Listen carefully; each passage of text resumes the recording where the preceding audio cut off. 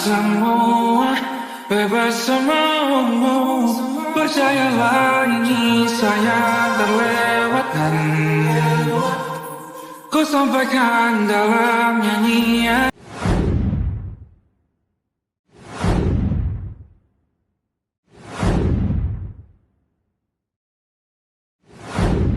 Perkenalkan, nama saya Deizin Yusda Pratama. Saya dan teman-teman kelompok 5 akan mempresentasikan tentang manajemen kualitas. Definisi kualitas. Kualitas adalah kemampuan untuk memenuhi kebutuhan dan harapan pelanggan, kesesuaian dengan spesifikasi, serta kebebasan dari kekurangan.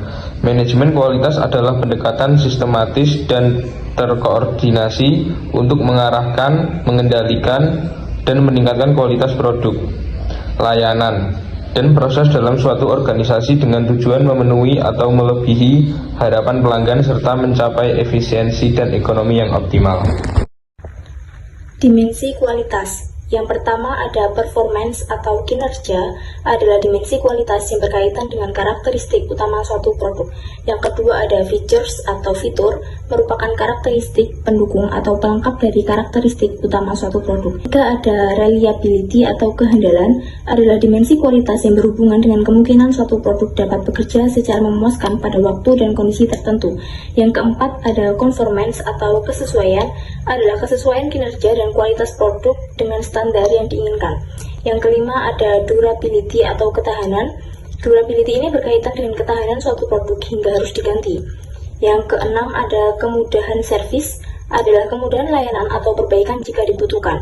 Hal ini sering dikaitkan dengan layanan purna jual yang disediakan oleh produsen seperti ketersediaan suku cadang dan kemudahan perbaikan jika terjadi kerusakan serta adanya pusat pelayanan perbaikan.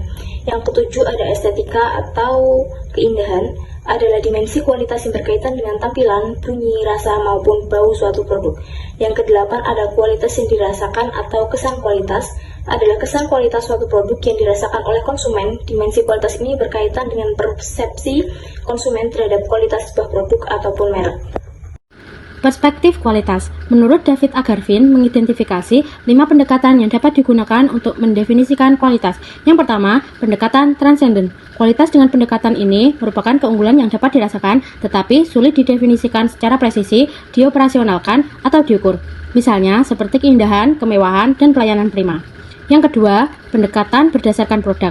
Kualitas dengan pendekatan ini merupakan atribut atau karakteristik yang dapat diukur dan objektif yang dimiliki produk.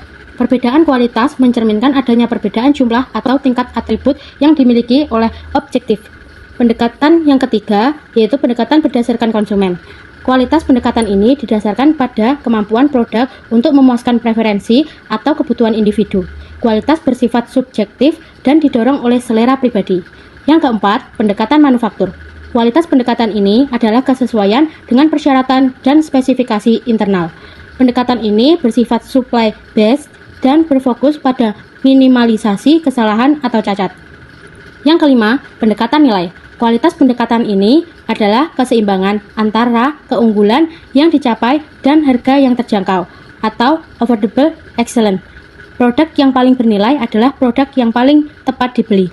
Standar kualitas internasional ISO yang memiliki kepanjangan The International Organization for Standardization adalah sebuah lembaga internasional yang beranggotakan badan-badan standarisasi nasional berbagai negara. Keberadaan ISO membantu menciptakan standar kualitas yang sama antar berbagai industri di berbagai negara.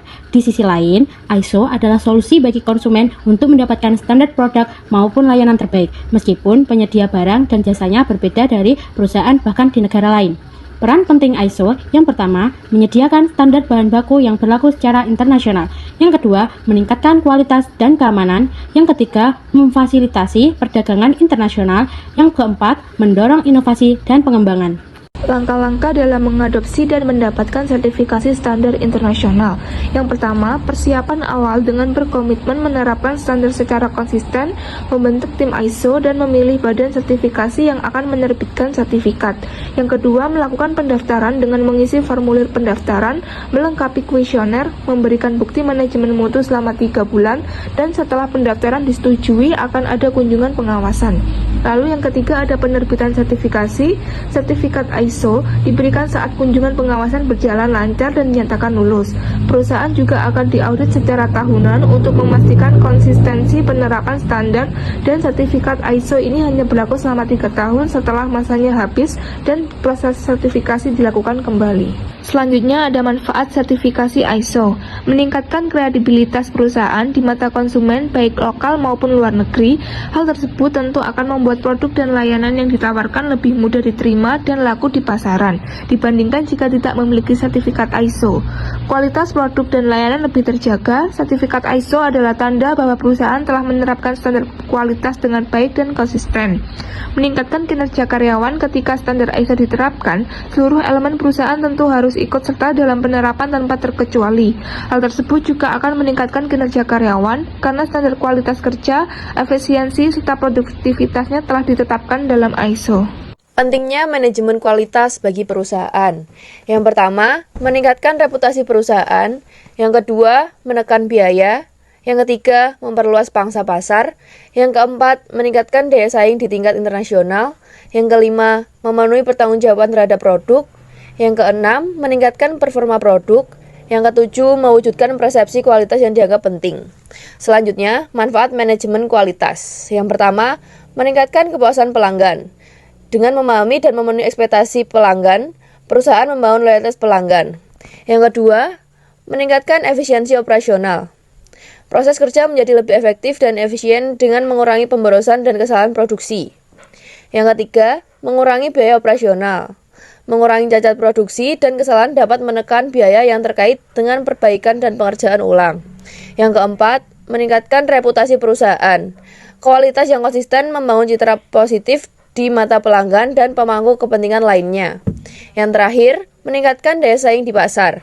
Perusahaan yang menawarkan produk dan layanan berkualitas tinggi memiliki keunggulan kompetitif yang lebih besar.